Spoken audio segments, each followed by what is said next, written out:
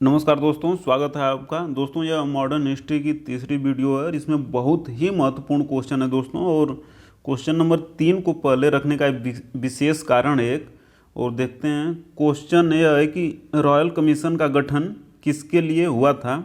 तो आंसर है दोस्तों इसका डी, सेना के लिए हुआ था। और दोस्तों ऐसा हुआ कि जब 1857 का प्रथम स्वतंत्रता संग्राम हुआ तो उसके कारणों को जानने के लिए ईस्ट इंडिया कंपनी ने ये रॉयल कमीशन का गठन किया था। और इस कमीशन ने जो सुझाव दिया था, जो उसको ईस्ट इंडिया कंपनी ने माना भी। और उसका यह सुझाव था कि जो भारतीय सेना है उसको जाति, धर्म एवं क्षेत्र के आधार पर बांट दिया जाए। और एक कमेटी और गठित की गई थी जिसका नाम था पील कमेटी। और इसका सुझाव यह था कि जो उस समय की ब्रिटिश सेना थी उसमें भारतीयों की संख्या कम कर दी जाए तथा ब्रिटिश सेना में ब्रिटिश लोगों की संख्या को बढ़ा दिया जाए। तो 1857 के प्रथम स्वतंत्रता संग्राम में के बाद दो कमेटी गठन हुआ, रॉयल कमीशन और पील कमीशन। इन दोनों को याद रखना है, इनके सुझाव को याद रखना है। और दोस्तों देखिए, वर्तमान समय में मतलब क्या है कि अनेक लोग जो हैं वो अपनी जाति के नाम पे सेना में रेजिमेंट के गठन के लिए आंदोलन करते हैं।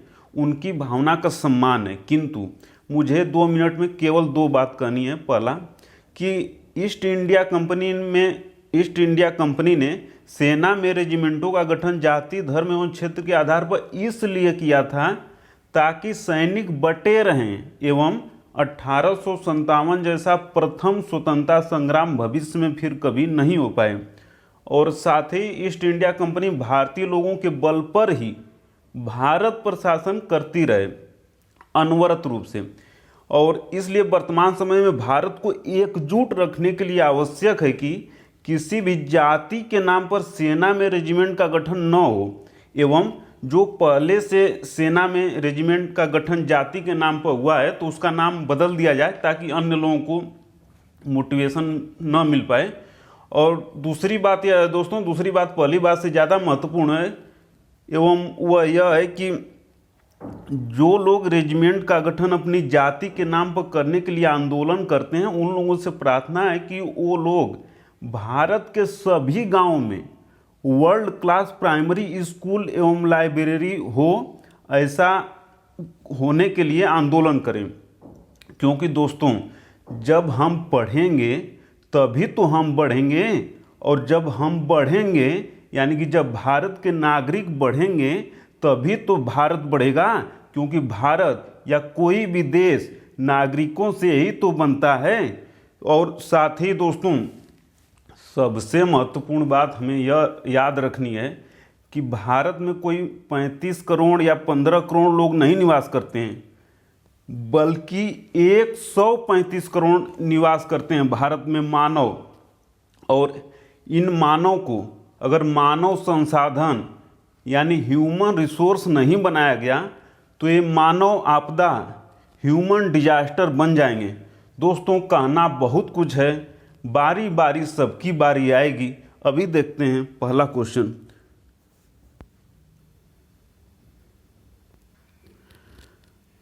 दोस्तों यह है कि पहला क्वेश्चन यह है कि महालवाड़ी व्यवस्था कहाँ लागू थी। महालवाड़ी व्यवस्था कहाँ लागू थी, थोड़ा सा मिसप्रिंट है इसमें, हो जाएगा बीच में।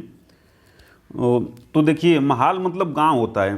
तो महालवाड़ी व्यवस्था कहाँ लागू थी? दक्खन के कुछ जिलों में, संयुक्त प्रांत आगरा अवध यहाँ भी लागू थी, मध्य प्रांत एवं पंजाब यहाँ भी लागू थी। आंसर हो जाएगा डी, उपर्युक्त सभी क्षेत्रों में। और दोस्तों उस समय का जो ब्रिटिश भारत था तो उसके 30% ब्रिटिश भारत के क्षेत्रफल पर यह व्यवस्था लागू थी। और सर्वप्रथम कब लागू हुई थी? तो 1833 में लागू हुई थी। और इसमें जो गांव के जो निवासी थे तो वो अपने मुखिया के माध्यम से संपूर्ण ग्राम सभा की जो लगान होती थी वो देते थे। और लगान की दर दोस्तों याद रखना है 33% से लेके 50% के बीच में लगान की दर थी और दो लोगों इससे जुड़े थे। एक तो थे मैकेंजी और दूसरे, मैकेंजी ने विचार दिया था। अगर पूछ दे किसने विचार दिया था तो विचार दिया था मैकेंजी ने, विचार दिया था मैकेंजी। और इसको आरंभ किसने किया था तो मार्टिन बर्ड और जेम्स थॉमसन। मार्टिन बर्ड और जेम्स थॉमसन, जेम्स थॉमसन, इन दोनों यादों का नाम रखना है, नामों को याद रखना है। देखते हैं अगला क्वेश्चन जल्दी से दोस्तों की, बहुत ही महत्वपूर्ण क्वेश्चन है दोस्तों की 16 अगस्त 1765 ईस्वी को रॉबर्ट क्लाइव ने, इलाहाबाद होगा यहाँ, इलाहाबाद की द्वितीय संधि किसके साथ की थी? बहुत ही महत्वपूर्ण क्वेश्चन है दोस्तों। आंसर हो जाएगा बी, अवध के नवाब शुजाउद्दौला के साथ। डेट भी याद रखना है क्योंकि यह इसका इतिहास में बहुत ज़्यादा प्रभाव पड़ा था इलाहाबाद की द्वितीय संधि से। और इसमें 3 जो शर्तें थी उन 3 शर्तों को भी याद रखना है, कभी पूछ सकता है क्योंकि ये बहुत ही महत्वपूर्ण थी। पहला यह था कि जो अवध के नवाब शुजाउद्दौला महोदय थे, इन्होंने ईस्ट इंडिया कंपनी को 50 लाख रुपए देने का वचन दिया। और दूसरी महत्वपूर्ण बात इसमें यह थी इस संधि में कि अवध के नवाब से कड़ा एवं इलाहाबाद का क्षेत्र ले लिया गया। कड़ा एवं इलाहाबाद का क्षेत्र अवध के नवाब से ले लिया गया और वो क्षेत्र दे दिया गया मुगल सम्राट शाह आलम द्वितीय को। और इस संधि की तीसरी बात यह थी इस संधि की कि जो अवध के नवाब थे तो उनको अवध दे दिया गया, वापस दे दिया गया और उनसे, किंतु चुनार उनसे लेकर ईस्ट इंडिया ने अपने पास रख लिया। चुनार वाला क्षेत्र चला गया और ईस्ट इंडिया के पास, चुनार। तो ये सभी चीज़ों को याद रखना है। अगला देखते हैं कि अगला क्वेश्चन यह है कि रॉयल कमीशन का गठन किसके लिए हुआ था, ये तो हो गया। अगला है कि सैडलर आयोग के संबंध में क्या सत्य है? इंटरमीडिएट की कक्षाएं विश्वविद्यालयों से पृथक हों, सही है। इंटरमीडिएट की परीक्षाओं के संचालन हेतु माध्यमिक बोर्ड का गठन हो, यह भी सत्य है। तीसरा, आयोग ने महिला शिक्षा पर बल दिया, यह भी सत्य है। आंसर हो जाएगा डी, सभी कथन सत्य हैं। सैडलर आयोग 1917 में बना था, यह भी ध्यान रखना है। अगला क्वेश्चन देखते हैं दोस्तों कि देवबंद आंदोलन के संबंध में क्या सत्य है? दोस्तों ये बहुत महत्वपूर्ण है क्योंकि यहाँ से क्वेश्चन बनता है, कन्फ्यूजन बहुत होता है। तो ए, इस आंदोलन की शुरुआत मोहम्मद कासिम ननौतवी एवं रशीद अहमद गंगोही ने 1867 में देवबंद सहारनपुर से की थी, यह सही है। बी, की देवबंद आंदोलन की ब्रिटिश शासन के विरोध में था। देवबंद आंदोलन जो था वो ब्रिटिश शासन के विरोध में था एवं शिवली नुमानी इस आंदोलन के समर्थक थे, यह भी सही है। सी, की शिवली महोदय ने 1884-85 में लखनऊ में नदवतल उलमा तथा दारुल उलमा की स्थापना की थी, यह भी सही है। डी, उपर्युक्त सभी कथन सही है, आंसर हो जाएगा इसका कि सभी कथन इसके सत्य हैं। अगला क्वेश्चन देखते हैं दोस्तों। अगला क्वेश्चन यह है कि किसने सर्वप्रथम स्वराज शब्द का प्रयोग किया एवं हिंदी को राष्ट्रभाषा माना? इसका आंसर हो जाएगा दोस्तों बी, दयानंद सरस्वती महोदय। अगला क्वेश्चन देख लेते हैं जल्दी से कि थियोसॉफिकल सोसाइटी की स्थापना 1875, डेट याद रखना दोस्तों, 1875 में मैडम ब्लासवस्की एवं कर्नल ऑल्टकॉम ने कहाँ की थी? इसका आंसर हो जाएगा सी, न्यूयॉर्क में। और दोस्तों 1882 ईस्वी में इस थियोसॉफिकल सोसाइटी का अंतर्राष्ट्रीय केंद्र अड्यार मद्रास में स्थापित हुआ था। तो मद्रास वाला जो केंद्र था वो अंतर्राष्ट्रीय केंद्र था, किंतु स्थापना उनकी, इस संगठन की स्थापना 1875 में न्यूयॉर्क में हुई थी। अगला क्वेश्चन देखते हैं दोस्तों कि डी के कर्वे ने 1899 में विधवा आश्रम की स्थापना कहाँ की थी? आंसर हो जाएगा इसका बी, पूना में की थी। डी.के. कर्वे महोदय को याद रखना है। अगला क्वेश्चन देखते हैं जल्दी से कि अगला क्वेश्चन है कि 1906 ईस्वी में मुंबई में प्रथम महिला विश्वविद्यालय की स्थापना किसने की? मुंबई को याद रखना है दोस्तों। इसका भी आंसर बी है, डी.के. कर्वे। इन दोनों क्वेश्चनों को याद रखना है क्योंकि फैक्चुअल है लेकिन बहुत ही महत्वपूर्ण है उस समय की परिस्थितियों के हिसाब से। अगला क्वेश्चन देख लेते हैं दोस्तों कि वायकोम सत्याग्रह 1924 मुख्यतः कहाँ चलाया गया? ये दोस्तों बहुत ही महत्वपूर्ण क्वेश्चन है, सन भी याद रखना है। 1924 कहाँ चला गया था? आंसर हो जाएगा सी, केरल में चलाया गया था।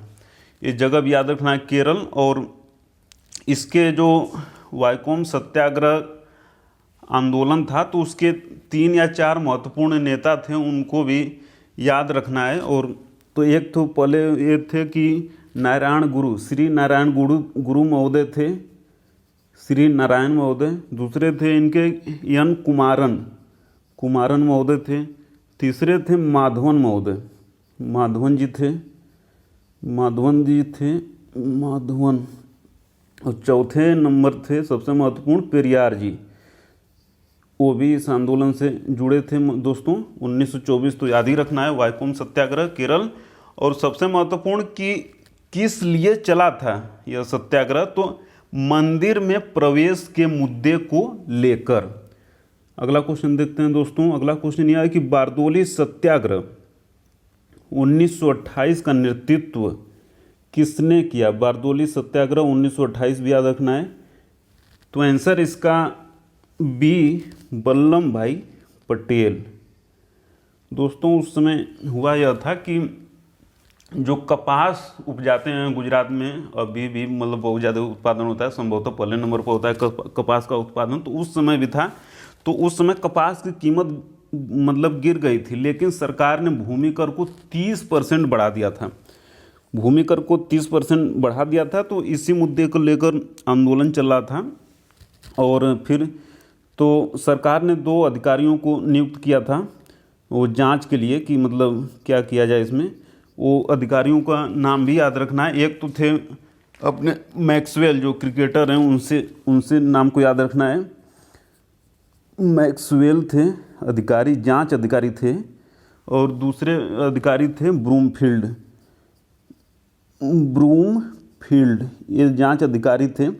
तो इन जांच अधिकारियों में जब जांच की तो वास्तविकता को पता चला, और जो 30% भूमि कर बढ़ा था उस 30% को घटाकर कर दिया गया 6.03%। और इसी मतलब सत्याग्रह जो था ये सफल रहा, इसलिए वहाँ की महिलाओं ने वल्लभ भाई पटेल को सरदार की उपाधि दी थी गांधी जी के माध्यम से। अगला क्वेश्चन दोस्तों देख लेते हैं। अगला क्वेश्चन यह है कि 1918 ईस्वी में किसने अहमदाबाद टेक्सटाइल लेबर एसोसिएशन की स्थापना की थी? आंसर इसका ए, महात्मा गांधी जी ने की थी। महात्मा गांधी जी ने की थी। और दोस्तों जो अहमदाबाद में वो मिल मजदूरों के पक्ष में इन्होंने भूख हड़ताल की थी, तो प्रथम भूख हड़ताल भी थी इसी वर्ष 1918 में। भूख हड़ताल मतलब एक रणनीति के रूप में भूख हड़ताल गांधी जी ने किया था। अगला क्वेश्चन देखते हैं दोस्तों। अगला क्वेश्चन है कि तेभागा आंदोलन 1946 के प्रमुख नेता कौन थे?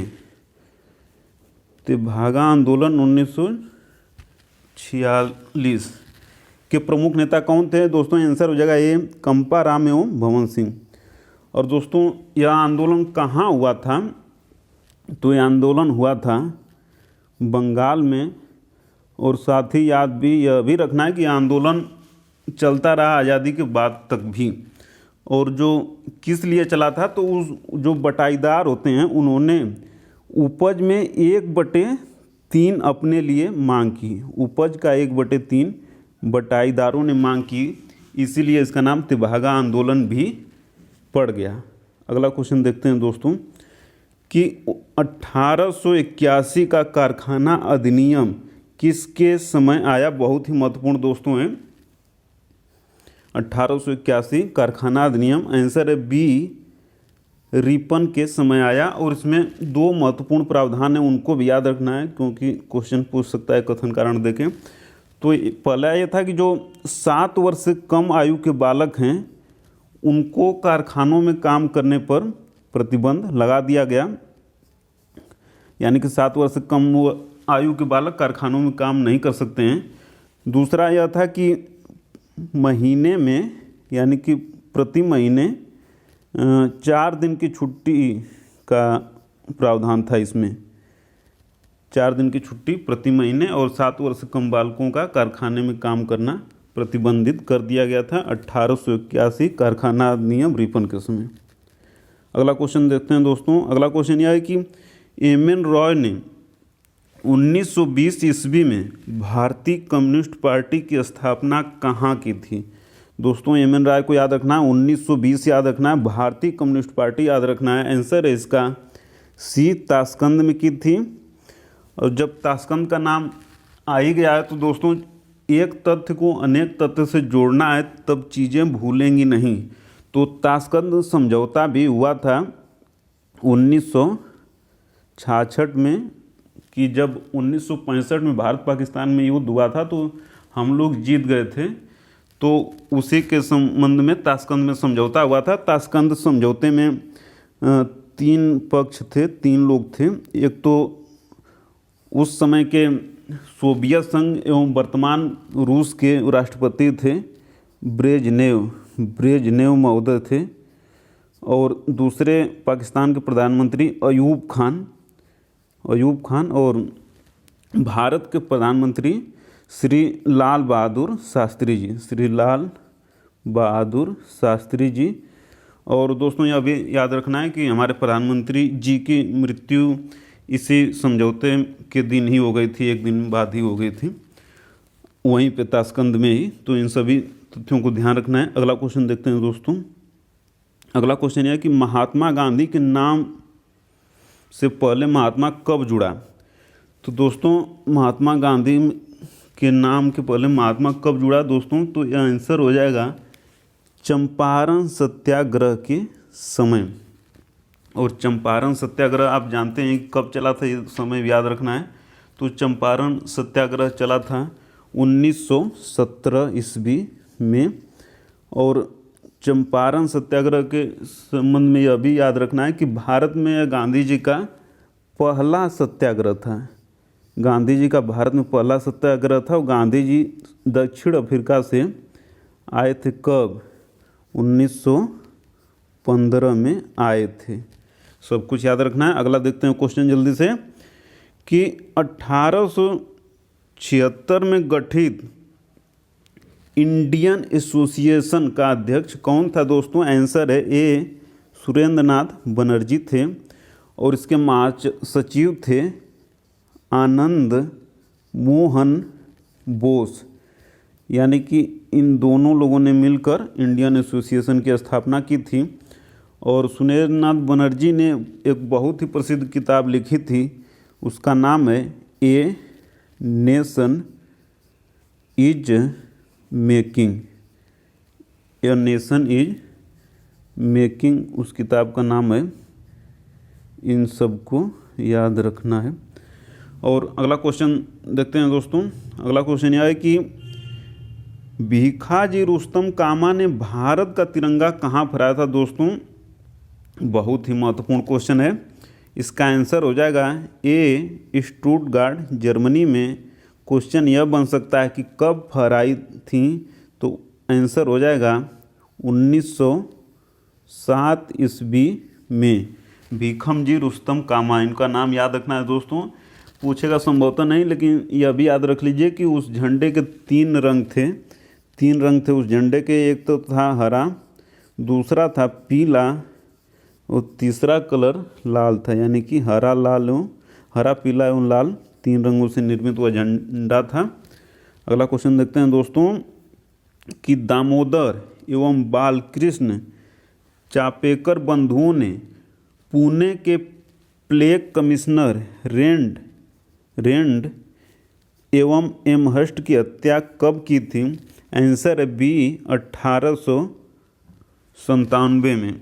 और दोस्तों भारत में जैसे एक मतलब क्या है कि जैसे हथियार के बल पे आज़ादी को प्राप्त करना थे इन लोगों का उद्देश्य था। और ब्रिटिश लोगों का कहना था कि भारत में आतंकवाद को शुरू इन्होंने किया था, दामोदर एवं बालकृष्ण बंधुओं ने।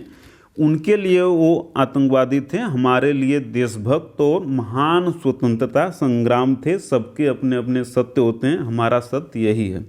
अगला क्वेश्चन दोस्तों देखते हैं, बहुत ही महत्वपूर्ण है कि किसने कहा है कि हमारा राष्ट्र एक वृक्ष की तरह है जिसका मूल तना स्वराज है और स्वदेशी तथा बहिष्कार उसकी शाखाएं हैं।